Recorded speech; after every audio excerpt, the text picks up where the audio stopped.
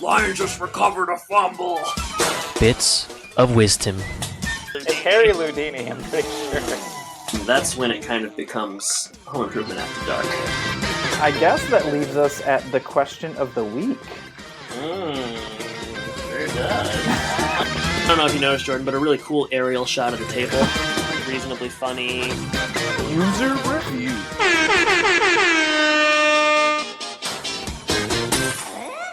Does everybody know what time it is? Home Impodcast time. That's right, a company that is interchangeable with Binford Tools is proud to present a home improvement podcast. My name is Adam, and I'm joined by my co-host, Jordan. Jordan, what up this morning? Yo, it is almost Christmas season, so a word that rhymes with yo is ho ho ho, right? Right, keep going. Are you excited for this Christmas season?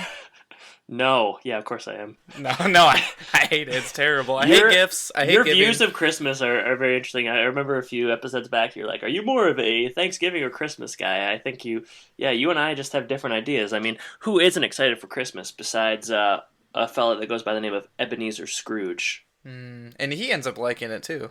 Yeah. Spoiler alert. Oh, I just ruined that for everyone. That's true. Yeah, Scrooged, Bill Murray, Ebenezer Scrooge. I mean, doesn't matter. What's your favorite Christmas Carol iteration? Scrooged, I guess. I can't think of any. I don't know any other ones.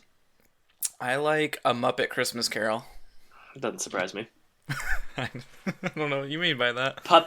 My infantilized co-host. I only know. I like Michael Caine. Oh, Michael Caine.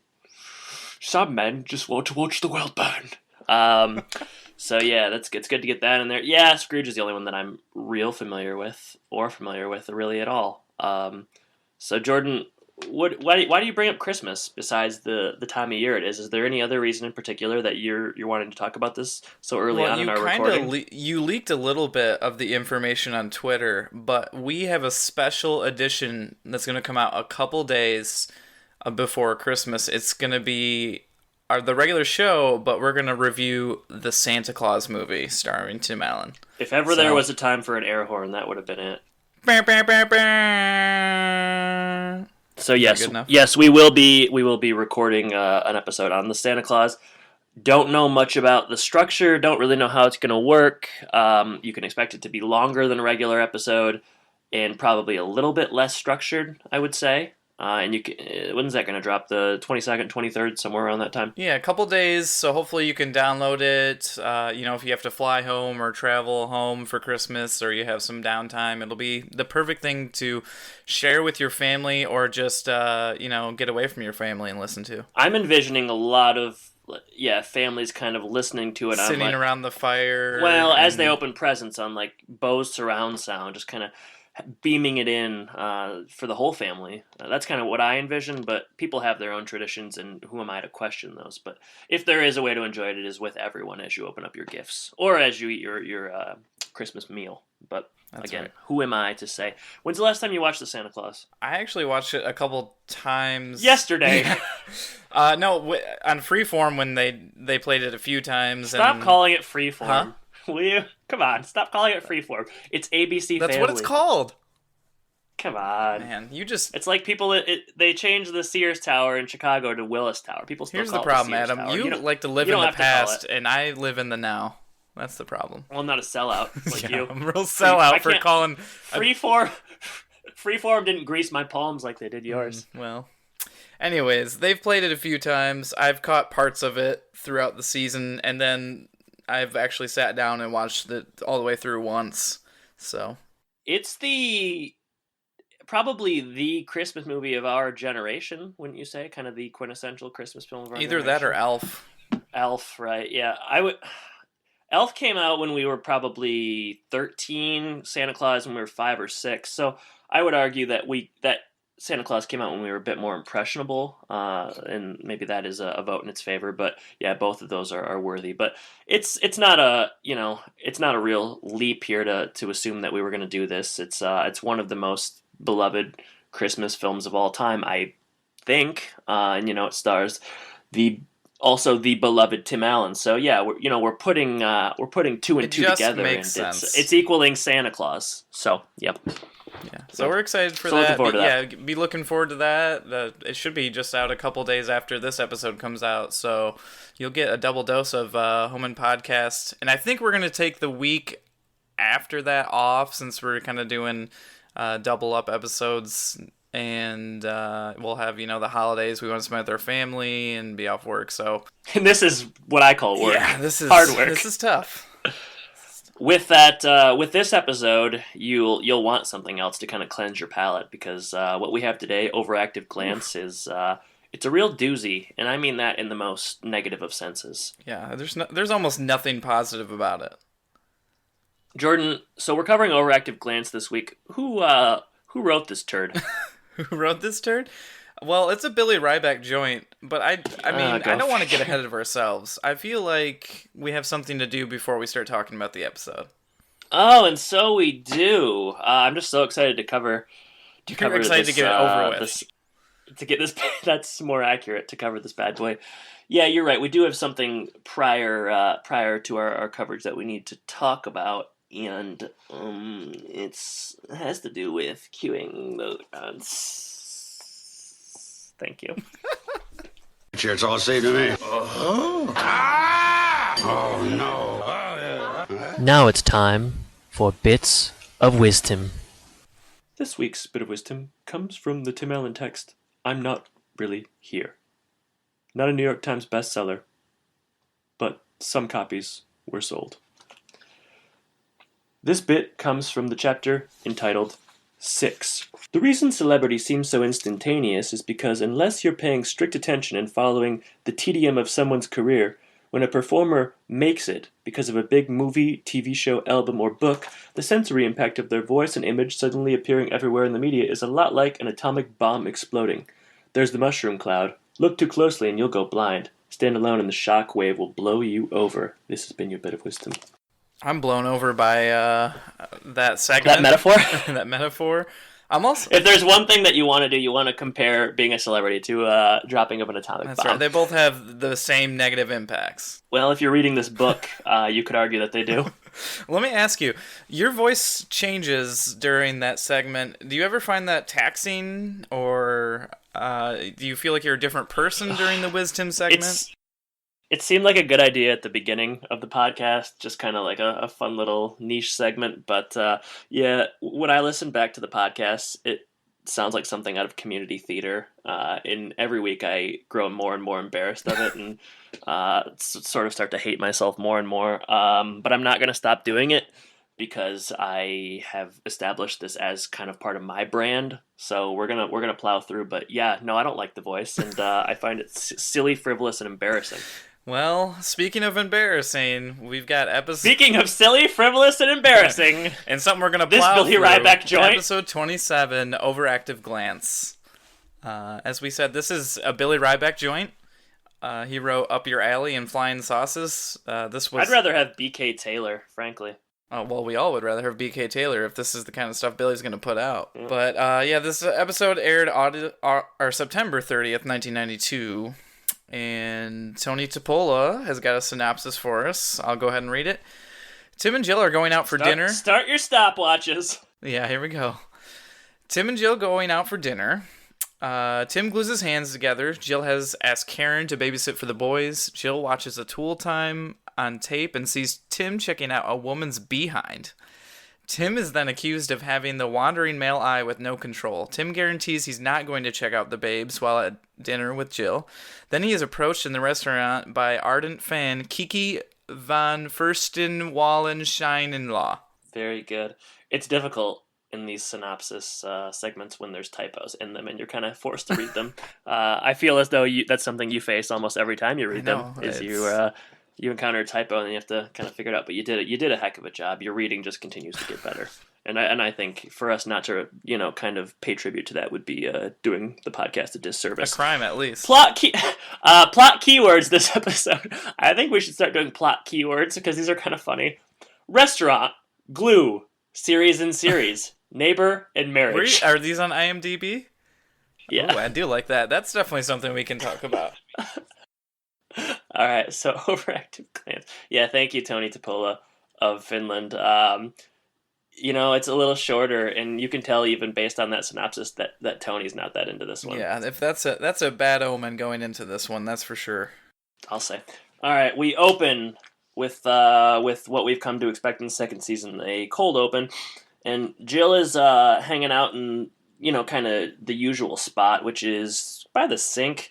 She's ironing something. They are heading to dinner in 45 minutes. Seems like a strange place to iron. She just likes to hang out there. It's just comfortable for her, apparently. It's a real throughway of the house. She likes all the action and traffic, I guess. Yeah, they don't really do that much upstairs, it seems. I mean, I don't know how many times we've seen the upstairs part of the house in the series, but yeah, not a ton. She wants Tim to shower because they're going to dinner in 45 minutes. Tim doesn't want to. I've come to notice that the Taylor family really only has one shirt, and it's a dirty lion shirt. Well, that's the shirt that he's wearing in the opening credits. I noticed. It's the exact same shirt. Mm-hmm. What do we make of that? Why do I bring it up? I don't know. Just a fun fact. But yeah, it is very much the case of the last, I would say, almost 10 episodes, probably. Someone's been wearing a Detroit Lions shirt in some variation. And maybe that's something we want to try to track moving forward. We've had the Lions kind of showcased. We've had the Pistons showcased. Has there been any Tigers paraphernalia at this point? I can't think of maybe anything. I remember seeing a pennant, but that's it. Yeah, well, that's something we're going to want to... No Red Wings either. Keep our eyes on. Yeah, that didn't surprise me. Okay. All right, so there's an erection joke within the first couple of seconds of this one. Cro-Magnon Man... Does that mean anything to you? I don't get it. I didn't look it up either. Cro-Magnon is primitive man. Okay. Which, again, is kind of foreshadowing to, the talk that he has with Wilson later. Wilson later. Yeah, and, I mean, that's essentially, they're just setting up that they're going to dinner in 45 minutes. We cut to the side yard, and the boys are playing football, and Randy's having a difficult time. He keeps fumbling the ball, but what I would call fumbling the ball is just he can't catch the ball. I was going to say, it seemed like Brad threw the ball into his chest. It's not a fumble, it's an incomplete pass. He can't catch the ball. But the episode doesn't necessarily care about the proper, football terminology. We know later on, because we have the advantage of foresight here, that Randy, he's not much of an athlete in the way that Brad is, but when you're young and you've got athletic brothers, Brad's kind of an athlete, he expects to be good. And he blames his small hands. And this is something that we have heard before, isn't that right? Yeah, I believe that people in his class used to make fun of him and say he had girl hands, so it's come back. And he can't catch the ball as a result, so... Being the responsible father that he is, Tim gives him some sort of a super glue to put on his hands, but first he tests it on his own, and shockingly, his hands get stuck together, and this is something that, let's just say it has an impact on the rest of the episode. That's understated. I noticed in this season, it seems like as much as we see the Lions t-shirt, Randy also always has a backwards hat. He's really rocking it. Well, that's a sign of just kind of being cool. Mm-hmm. That's a timeless sign of being cool. You still wear backwards hats everywhere you go today, even when you're teaching. I wear them teaching. Well, I like the backwards hat with the pinwheel on the top. Don't we all? Yeah. Something else we all love in the next scene. Karen arrives. And they play the opening sequence, and then Karen walks in, and you got to know when that door opens and Karen walks in, you're in for a long episode. Pretty lousy ep, and that's what we get. Do you think Karen will be a better babysitter than Sir Larry Houdini? Nice pronunciation. Thank you. I know you had to focus.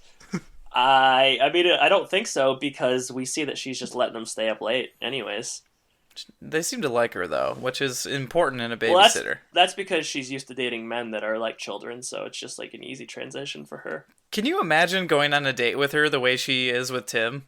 Some of her dialogue in this episode is so bad. Like, I made one note later on that I'll bring up, but she just basically like takes everything someone else says and then tries to like spin it into, I guess, a feminist approach, but also just not effective. Like, she's not effective at arguing it, but yeah, she's tremendously annoying. And all the episodes she's in are the episodes that I find myself genuinely really hating. And I'm sure, and I like her on Boy Meets World just fine, but the writing here just yuck. Yuck, indeed. So, yeah, like you said, Karen arrives, she's going to babysit. Tim is still outside trying to get, what is he, still trying to get the stuff off his hands with the boys? His hands are stuck together, and the boys are trying to yank him Jill apart. is tuning in to Tool Time at Tim's request. This seems strange to me. This episode is very, clunky, and the pieces don't fit together, but why would Tim have asked Jill to watch... It's called Gadget Corner, right? Mm-hmm. To watch this new segment called Gadget Corner. Since when does he have any... he doesn't care at all about her opinion of the show. The only thing I thought was maybe that he thought she might be interested in that actual gadget and see how it works and see if she wanted it. That's the only thing I could draw from it. But Jill, she watches the show, and we see Tim checking out the woman who displays that gadget, which the gadget, I believe, just opens up jars. Didn't notice. Didn't notice, doesn't matter. Yeah. So they rewind it. They watch it again. I was surprised that Karen didn't see it the first time. That seems like something she would point out. It's pretty blatant. And they're doing... The whole thing here is I suppose they are trying to keep the football theme kind of going, and it's like they're playing back the tape almost as if it's an instant replay. Ooh. And then Tim comes in, and she plays it for him. And yeah, I mean, the woman walks past, Tim definitely turns around and stares at her as she walks away. It's fairly blatant, and then Karen chimes in and does her whole, Tim is the typical American man, men are awful. Here's the thing about Karen, though. She has all these opinions and stuff, but she's not married, she's not going on dates or anything, so maybe she wants to kind of dial it down a little bit, or she says she's going on dates. Yeah, with immature men. I'm just saying that she has a lot of hot takes here, but how's that working out for her? She's the Skip Bayless of Home Improvement. Well, yeah, that's the hottest seat in sports, frankly. Well, yeah, basically, like you said, Karen's got a lot to say. This kind of brings on a wager that Tim will not check out any of the babes at the restaurant tonight. Yeah. Tim exits the scene by having his hands stuck to the cutting board, just like he had his head stuck to a piece of table last season. I also noticed that for some reason at the end of the scene, Karen and Jill are eating pizza, and I was thinking, won't that ruin her appetite? Yeah, go to eat in 45 minutes. Yeah, that is. I did not notice that. Did you like the glue gag? Probably not. No. Ever since you made fun of me, I just feel bad about that stuff, and it just doesn't seem right anymore. I'm in your head. Yeah. We cut to the restaurant scene. It's the same restaurant from Offsides, right? I don't think so. Oh, I think it is.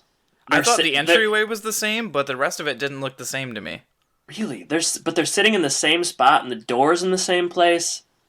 Something. Look at that if you want after we're done recording. I don't want to watch this episode ever again. I know. I feel like anytime we say we're going to look at something later on, we don't. But I'm quite certain this was the same set from Offsides. Well, if anybody's listening, restaurant. It's completely different. If anybody's listening and they can confirm or deny that, let us know. Yeah, it is an Indian restaurant, which brings up the question that I have is, why are so many Tool Time fans at this Indian restaurant? Like this is the first time we've ever seen Tim kind of fulfilling that pseudo-celebrity role. He's just being constantly just, everybody's noticing him. People are grunting. His entire fan base is at this Indian restaurant on a Friday evening.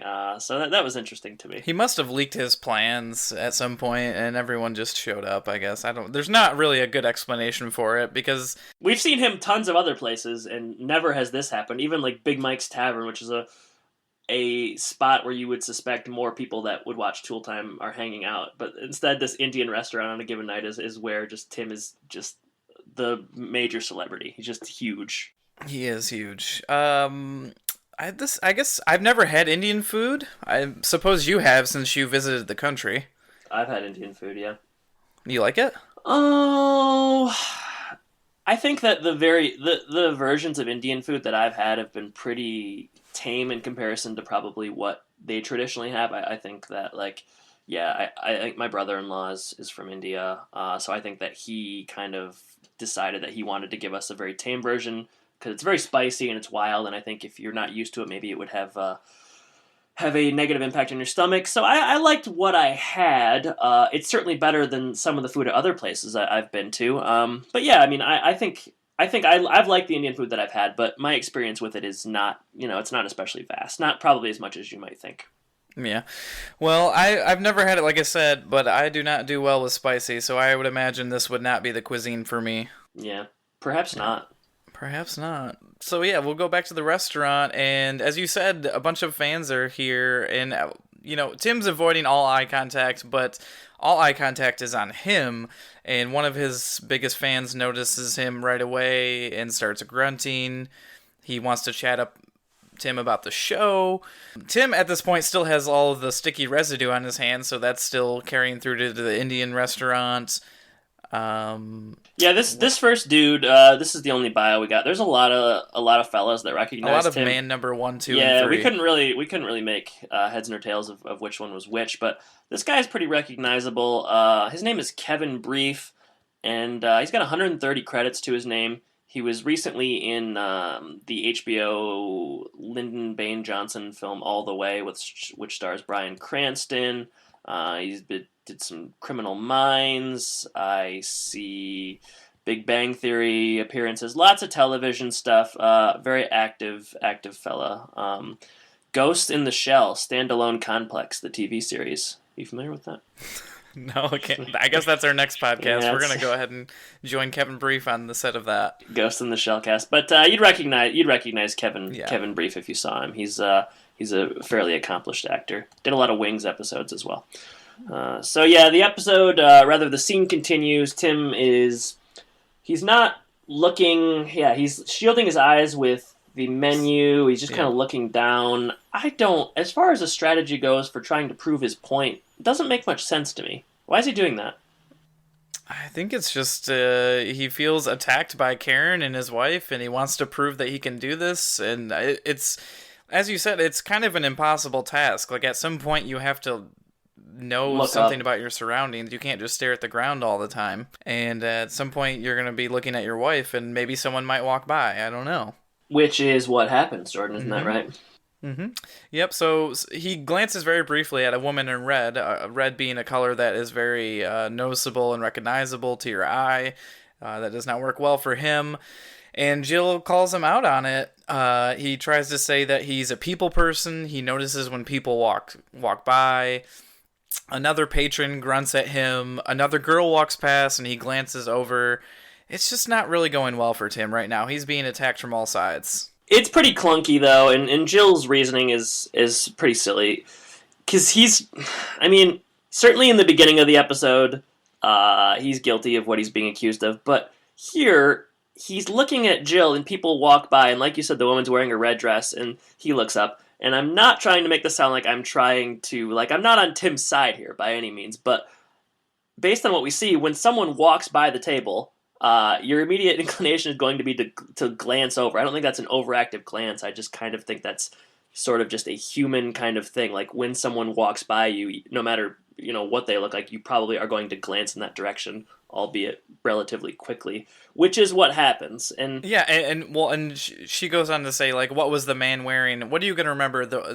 A red dress or like a blue suit that kind of blends in the background? And they keep there's a quarrel about this, and she kind of is just going on about how, you didn't notice the man, you only noticed the woman. And he's like, I don't know, she's talking about it, and she's like, well, I see them right there. And then he turns around and looks because she's referencing them and, like, pointing at them, and then again she gets mad at him. But, Tim he's put in a very tough position. He's in a lose-lose situation he's put himself in the situation, but, it's just her argument at this point isn't especially rational, in my mind, but, Do you agree? So, you agree, right? I mean, it's just I would agree. It's being stretched beyond a normal point. It started out with like a very obvious and like justifiable. Yes, absolutely, and it's kind of deteriorated into something that it shouldn't be. But things get a little bit more troublesome for Tim as a rather attractive young lady walks by, and even Jill thinks so, and she wants Tim to look at this young lady, which he thinks is some side of a trick, right? Which I thought was a weird thing for her character to do at this point. since she's basically she says this is not your night to not be looking at other babes because I don't know, like a goddess walks in, and the goddess is Kiki, last name Van ver Fursten Wallen Shine Law.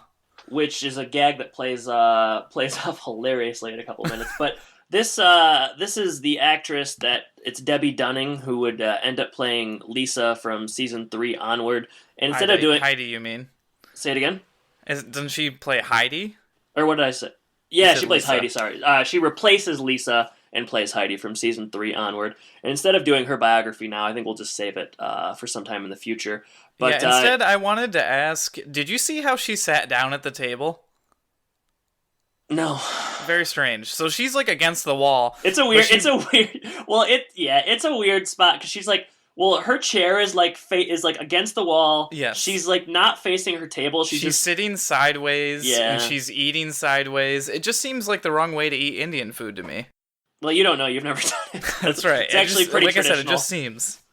But yeah, so Jill leaves and Kiki is there, and Tim is trying to see her at this point because a couple of dudes walk by and they're like, "Hot babe, 3:00," and then Tim drops his spoon and he's trying to glance at her and he's using it as a reflective tool. Well, Kiki notices Tim and she approaches, and guess what? She's a fan, as you know, any young girl in West Bloomfield would be. And she wants an autograph, and this is where her last name really comes into play and delivers just tremendous amounts of joy and laughter, because it's long, and Tim is trying to give her the autograph quickly before Jill comes back. He's also trying not to look at her at all. Right, and but Jill does come back, and then Kiki scurries away very quickly. She's afraid of Jill. She's afraid of Jill. Tim begins to choke, and then everyone thinks he's grunting instead of choking, and they all grunt with him. And they all grunt with him, and then I slam my head against the nearest table as this episode continues. And then Adam became concussed. Yeah. Jill eventually figures out what's happening and saves him. And the bread that was stuck in his throat flies across the scene. It lands in someone's soup. And I noticed that guy is not impressed at all. And I thought he should be. What do you mean? He was probably mad. Why would you be impressed by someone's discarded bread landing in your soup? That was like a Steph Curry shot from long range. I don't know. It was pretty impressive to me. Yeah, maybe Steph Curry last year. Okay. So back at home, Karn is playing cards with the boys. They're supposed to be upstairs. Kids should be in bed. Yeah, they should be in bed. It's late at this point. They sneak upstairs before Mom and Dad walk in. Karn asks how dinner was. Jill spills the beans. Tim says he looked, but it was, like looking at a beautiful car, which is basically... This is the dialogue I wrote down. This is really bad Karn dialogue. So Tim says, I guess I looked, women, they're like cars. I like looking at cars. And then women says, so women are cars? It's like, Karn, take a break. It's okay to not just respond to everything. You can take a couple of minutes or a couple of seconds to kind of figure out what you're going to say instead of just regurgitating that. Yeah, so what are you saying? Women are cars? Women are boats? And it just continues on and on. She's a tugboat. And then Tim says she's a dinghy. Yeah, he sure does. Sure does. Karn leaves, to everyone's delight. But she says, I love you guys. She does. Says, I love you guys. They must be closer than I think they are. Yeah, I guess so. I mean, closer than them and Larry Houdini, I suppose. I don't... He might have said, I love you at the end of that episode. His voice was muffled in that trunk. It's hard to know, but he was singing. Yes, he was. Mm-hmm. So yeah, Karn leaves. Jill is gonna do some dishes, and now the episode turns more serious than it has been in the first 15 minutes because she really has been affected by this. She asked if he's happy in this relationship. She thinks that something changed that's really affected Tim, and she's not as attractive to him. She asks if it's her hair. At which point everyone was like, "Yes, it is. It is your hair." I wonder if that's in response to something. Like, do you think that there was some kind of a public outcry about her hair, and that they were just kind of responding to that, Or Public outcry about her hair, seriously? I mean, do you think pre-internet, of course, but do you think that maybe the scuttlebutt around the old studio lot was, hey, did you see Pat Richardson's hair? No. Must be you don't think that. Maybe I'm giving the writers too much credit, but why else would they reference her hair? Because it's different than what it was last season? Yeah, I suppose so. But yeah, she asks if it's her hair, and he says no, he loves her hair, and that was probably the best bit of acting in the whole episode. Yeah, I suppose. When he said that the scene goes on where he's kind of just stalling to figure out like why he's being the way he is. He doesn't really have reasons. I don't know if he ends up. I don't remember how the scene ends. I guess he just can't. I mean, I don't know. Like she just keeps asking him right? Like what? Yeah, and he's stalling, and he doesn't really have an answer. And then I think he just kind of walks outside. It's they're trying to they're trying to bring two plots together that just are not working. So we get back to this side yard stuff. Randy is just sitting on that patio furniture that we saw. I assumed this was the next day, though. Really? Again, why? I mean, because the boys should be upstairs sleeping, right? Yeah, I suppose so. And he had another practice, so yeah, it's probably the next day.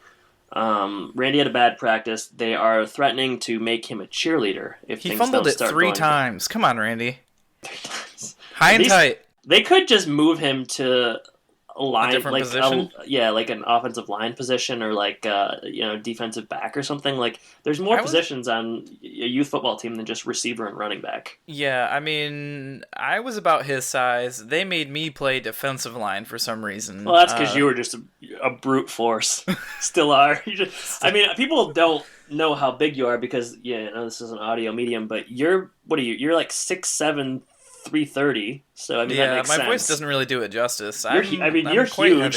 and I'm just very small and kind of meek. You're kind of like an elf. Yeah, I look a lot like an elf. When I drive, I have to put something in the seat to see over the wheel. Whereas you have to drive convertibles most of the time. You're just huge. Yeah, otherwise I look like I'm in a clown car or something. This has gone on way too long.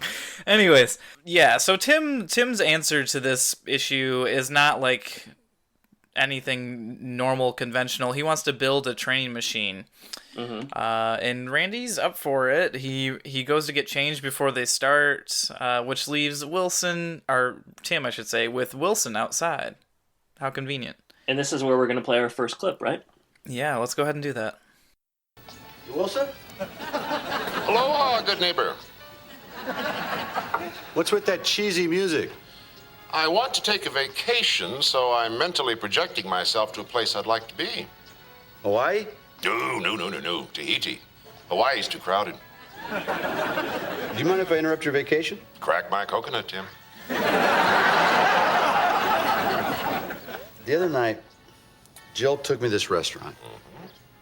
And I was glancing at these other women. Don't get me wrong. I love Jill. I'm crazy about her. She is a magnificent mate, Tim. Yeah, I know. I really try to respect women. I don't consciously gawk at them. I do look. Is it a reflex or something? Well, Tim, it goes back a million years. In order for the species to survive, Stone Age man had to seek out many different women. Kind of a menage a Flintstone. You see, Tim, there's something very deep in your collective unconscious. Yeah, my collective unconscious. Yeah. Oh, yes. You still possess ancient man's primary fantasy to seek out many different women. Yeah, Jill doesn't understand that. No. Probably because a woman's primary fantasy continues to be a meaningful relationship with just one man. Yeah, but I look at women because collectively I'm unconscious.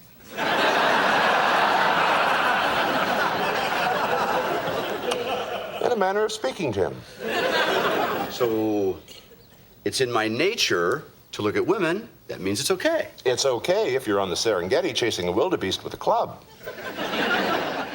But I was in a restaurant in West Bloomfield with my wife. Well, then I'd call it downright rude. Oh. Wilson is on a fake vacation here. He's wearing sunglasses. He's sunbathing. He's Jay chilling in the side yard. Tim in Tahiti. Is that what he says? Tahiti? Yeah, Tahiti. Hawaii's too crowded. Tahitian treat, right? That's what he's getting his own Tahitian treat.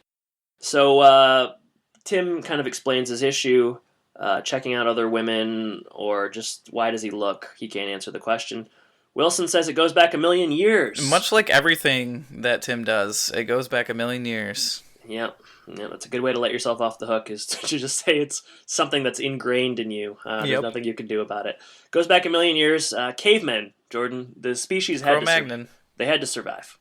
Cavemen needed to seek out multiple women. It's the caveman's primary fantasy to seek out other women, whereas the cave woman's fantasy is to have just one man. Sure. That's it. I mean, there's logic behind it, but I don't know that it's doesn't true. really it doesn't really apply to Tim right here. But that's what he gets, and Tim kind of tries to let himself off the hook and say, well, if it's how it's always been, then maybe it's not a big deal. And then Wilson says, it's darn right rude. And then Tim, times have changed, and so should men.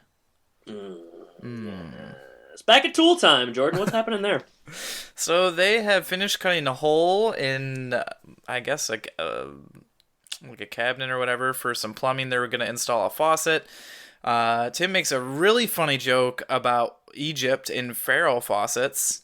Yeah, really funny. And then Tim asks if Elle knows how important he is to Tim. And then he just kind of leaves that unsaid. He never really says that he cares about him. But the scene goes on, and Tim goes over to his trusty handsaw, and he does what he's done a few times now on Tool Time, and he makes an apology with an analogy saying...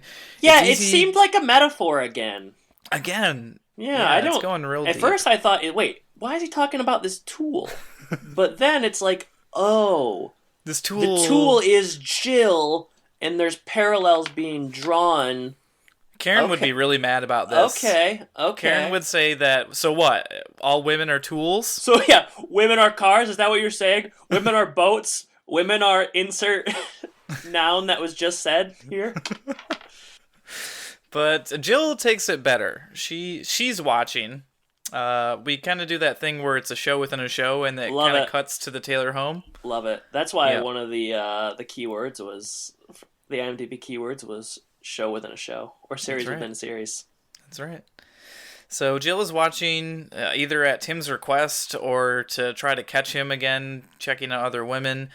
Tim is passively outside watching, and the scene continues. And I guess the only thing I liked about this episode was when Al chokes up, thinking that Tim is now talking about him instead of Jill. Yeah, he mistakes the metaphor for, he assumes it's about him, and then Al begins to weep, and they embrace and kind of awkwardly sort of walk off the set with Al kind of hugging Tim, and the show ends. But yeah, I assume that Tim asked Jill to watch this, because he is standing right in the doorway, kind of awkwardly, just kind of watching as she takes it in, and they make up, essentially. And I guess we're going to play a clip of them making up real quick, so we can have some happy moments here. Let's have some happy moments. Well, that was an interesting show. I particularly liked the part about the saw. So you got the meaning of it?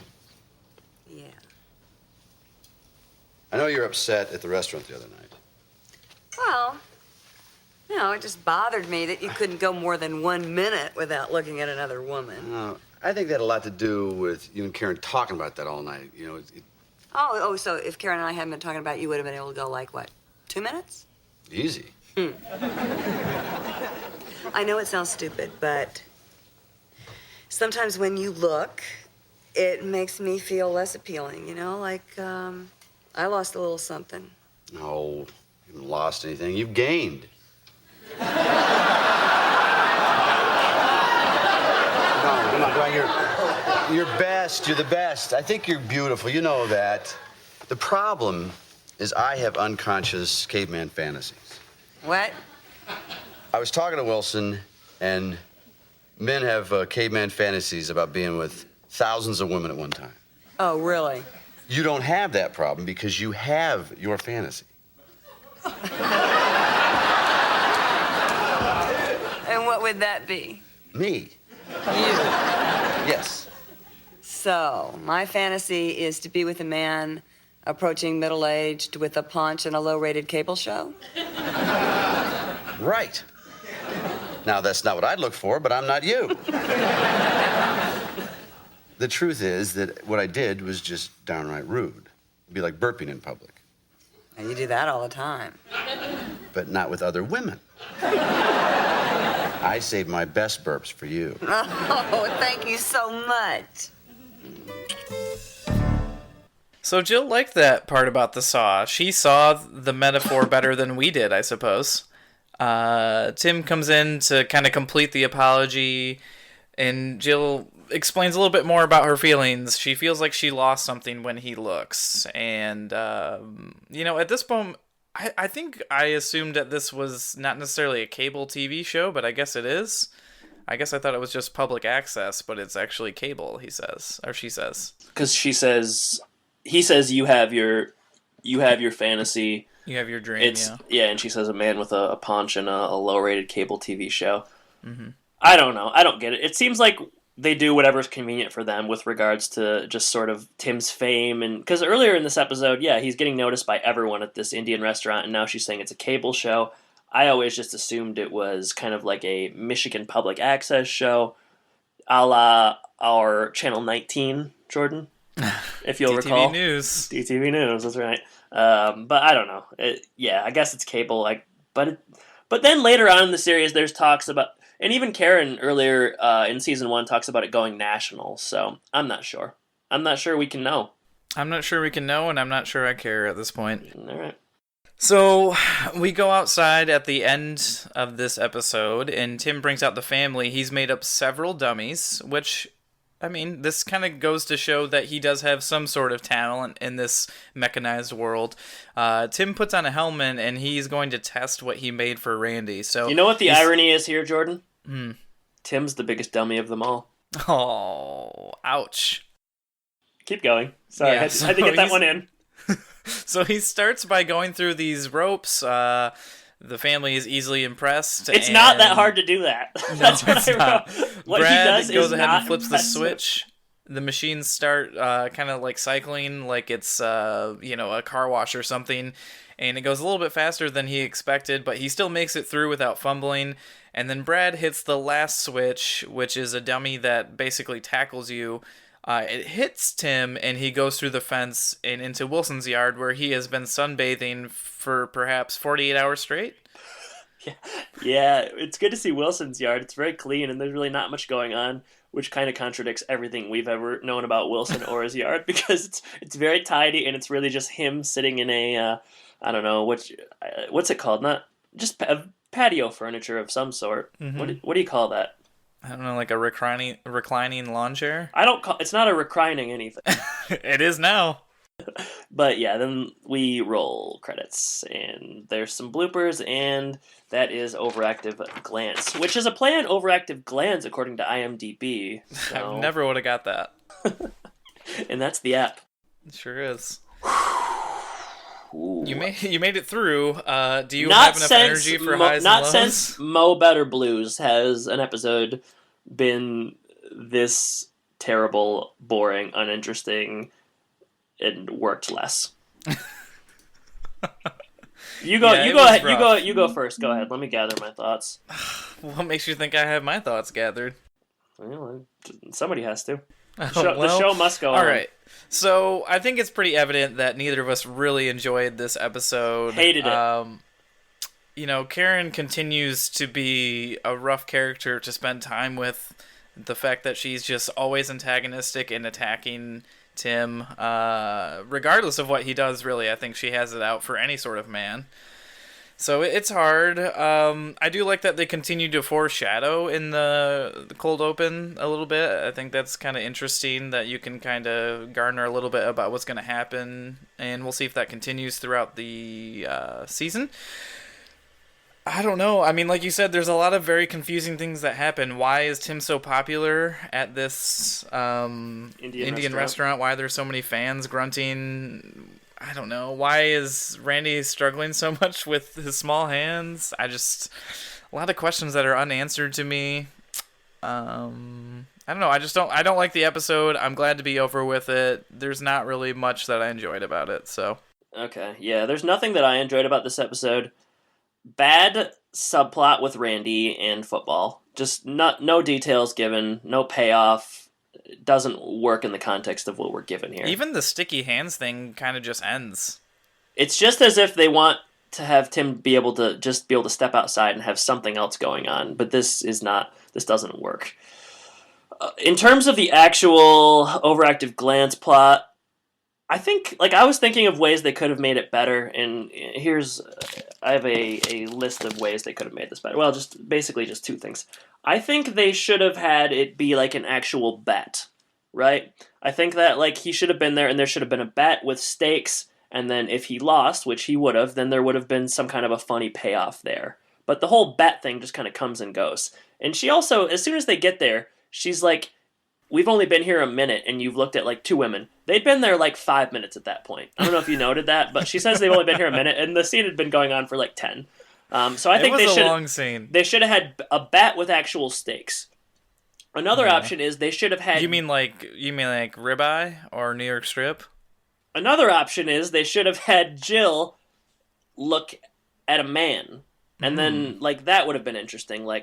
In the same way that when a woman in a red dress walks by and Tim looks up, they should have had, a man in a handsome guy in, a suit, and then Jill looks up, and then they could have done something with that. Kind of that would have been interesting. See, that would have been... Or Tim should have taken her to, a place where there is a bunch of good-looking men.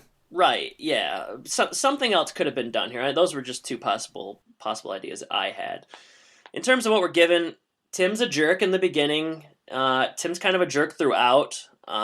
He's put in a tough position at the restaurant, and some of that isn't necessarily fair. But yeah, in essence, Tim is being a lousy husband and not a great family man, and it's not. And I don't ever enjoy that. That's not the episodes where they're constantly kind of fighting, and they're not constantly fighting here, but the episodes where there's just too much strife are not enjoyable. And in this one, Tim is at fault, even though Jill does kind of unfairly sort of... when people walk by, that section is just sort of weak, because what are you supposed to do? But yeah, I did not enjoy this one. I didn't get any laughs. Can't stand the Karen stuff. It just bad writing, I would say, and just a plot that didn't come together for me.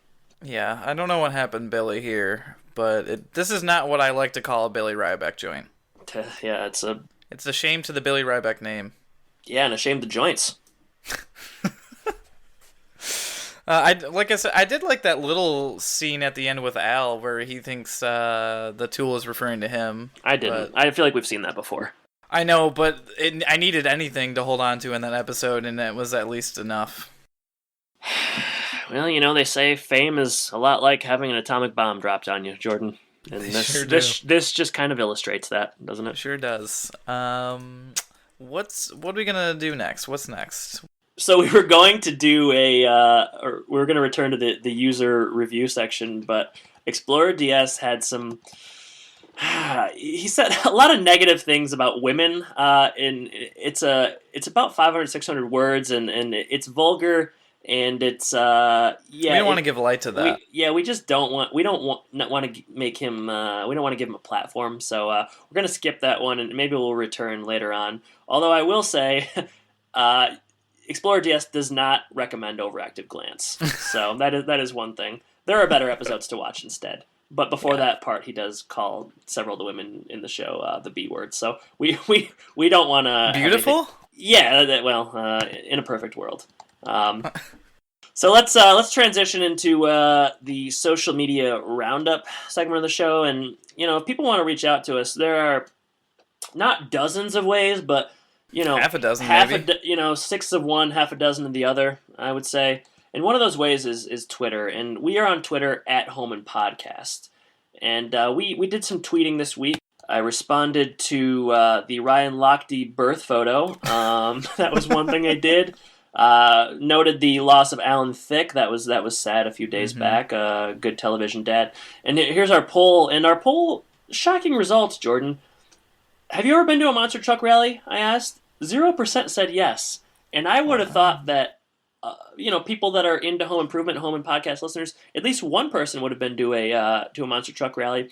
64% said no. 36% said Fordzilla got a Hemi. 0% said yes, and that's 11 votes. So, well, do you think that some of the Fordzilla got a Hemi votes could have been a yes as well? no, I don't think so.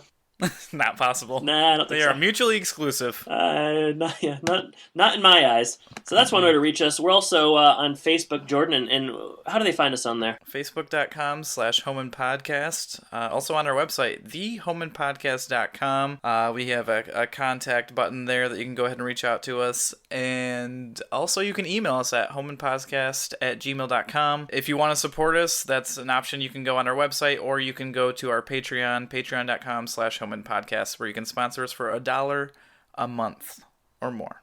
Yeah, or there's the PayPal option as well. Yep. So we want to keep things going. We want to keep the lights on here in the studio. So every little bit helps. And Jordan, we haven't had any iTunes reviews in a while. What's up with that? Why do you think that's? Why do you think that is? I don't know what it is. It kind of breaks my heart though. Do you think it's just 2016 getting the best of everybody? It is. People are just so over 2016. Yeah, it's time for 2017. Everybody's Maybe ready for 2017 will be 2017. the year of Home and Podcast. Almost certainly, yeah. I'd say so. We'll, we'll get Richard Karn on the show. We'll have 113 as opposed to 13 or 12 iTunes reviews, and we'll blow up. We will blow up. We've got lots of goals for next year. We hope to reach them, but we can't reach them without you guys. We need you. We need your support. Yeah. So that's the social media roundup. So I suppose at this moment, from this moment, life will go on. I do. We didn't have a lot of asides in this episode because there wasn't really anything funny to talk about. One thing I did think of that I was going to use as an aside, but I instead saved for the question at the end, is this. So Jill notes her hair, and we've talked a little bit about how, her permanent is not a spectacular hair choice, but perhaps just a product of the era. But I would call it kind of just a bad haircut. And I wanted to ask you today, Jordan, what's the worst hairstyle you've ever had, or have you ever gotten a really bad haircut, or anything along those lines? Oh, several. In high school for a long time, I just kind of let my hair grow really long. I would say you had almost a bowl cut in high school. It was a bowl cut, but without the bowl somehow. It looked like just kind of went like all the way down to my eyebrows, straight down. The bangs went straight down for some reason. Not a great look. I'm not sure why you let me deal with that for so long. Is it just because you wanted to be my friend, or what was the deal? Jordan, I don't know how well you know yourself. Perhaps not as well as I know you, but you're a headstrong fella, and you don't like to be persuaded to do anything you don't want to do. So I wouldn't dare have tried to tell you how to style your hair back then. Nor would I try to tell you how to style your hair now. Yeah, you make it sound worse than it was, but It wasn't great. Well, no, it wasn't great, Jordan, but very few times do we look back upon our previous styles and looks. This has been almost a decade at this point. And say, wow, that was really great. But yeah, it just kind of it fell down, on your head in a bowl style. Bullish. You were bullish. That was a bullish haircut. All right, anything else? Can't really remember a lot more when I was younger. I did put in 5th grade, I think my hair was up in the front. I thought that was a pretty good look. Oh, lots of people did that. Yeah, I don't think that's anything to be embarrassed about. Did you ever? And I'm sure you didn't. Did you ever get like highlights or color your hair blonde?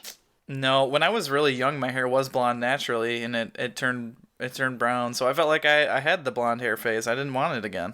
Okay, that's fortunate for you, because I find myself on the other side of you went frosted the spectrum. tips, didn't you? Yeah, I mean, here's the thing. Like, my mom never wanted to Don't blame this on your mom. I have to. I mean, isn't that how it works? You blame the negative parts of your childhood on your parents. I feel like my mom or dad didn't ever want to pay to have me get like these frosted tips or have my hair dyed blonde. So my mom would just do it in the sink, and it would always come out like gold, like a gold color. And I only did it maybe for like 1 year. It was 7th grade, as if 7th grade isn't like tough enough. Before you knew me. Perhaps, yeah. I did that, and that was real bad. I also remember trying to get like Nike swooshes Oh man. etched into the back of my head as a young boy, and them looking more like check marks, and that was frustrating as well. Done with this guy. Because again, I think my parents just I think I went to Grondin's, which was the local. That's where I went for a long time. Yeah, well, that explains our bad haircuts. No, I don't. Hey, Grondin's is good. No disrespect to Grondin's. I'm sure that we just didn't know what we wanted. I got that, and then other than those are the two main things. I think I finally got my hair figured out a few years ago, and now I've been more or less doing the same thing for the last couple of years, and I'm pretty happy with how things are now. But yeah, I struggled with it for a long time. Different. When we were younger, I used a lot of, I think it was popular, the gel that kind of hardened. Yes. People use that, right? That wasn't just me. I think that was something that a lot of people were using. My hair was known for being so soft because I just let it hang down in the bull style. Who knew that about you? When you say known, who are we talking about? It was the rumor about town. Yeah, all right, sure. I must have missed that one. Also, people used, I remember in middle school, and I did not do this, but I can think of some people that did, was the colored hair gel. Oh, I don't remember that. I don't know. I don't think he'll care. Kyle Bro. To alienate a lot of our users, our listeners, a fellow we knew, I remember him kind of spiking his hair up with colored hair gel. We both like Kyle, respect Kyle, but that is one thing. When I think of him from those years, I remember that. But if there's anything less interesting than talking about hairstyle, it's specific people that only we know have hairstyles. So perhaps it's time to call it off. But we are both happy with our hair choices now. Yeah. Perhaps that will change. But right now, we're in a good spot. We're not where we used to be. We don't go to Grondin's anymore. No. But I don't really have anything against Grondin's. I always enjoyed the people there, at least. Yeah, okay. Next week on Home Impodcast, we are covering the Santa Claus. We sure are, and I'm excited. I don't know what it's going to be like. I haven't watched it in a little bit. The episode, it's going to be free flowing. I'm cautiously optimistic. I'm optimistically cautious. Let's just say that. So that'll hit sometime before Christmas. If you like it, if we get good feedback, maybe we'll keep doing some other Tim Allen films. I'll say that's my thoughts on the subject. But that's next week, and then we'll take a week off or so, and then we'll return with what episode, Jordan? Groin pains. Groin pains, indeed. Well, thanks everybody for listening to this not spectacular episode. Hope we did it justice, and you enjoyed our thoughts on it at the very least. And I guess I should say, take care, Jordan. Take care, everybody, and take care, listeners.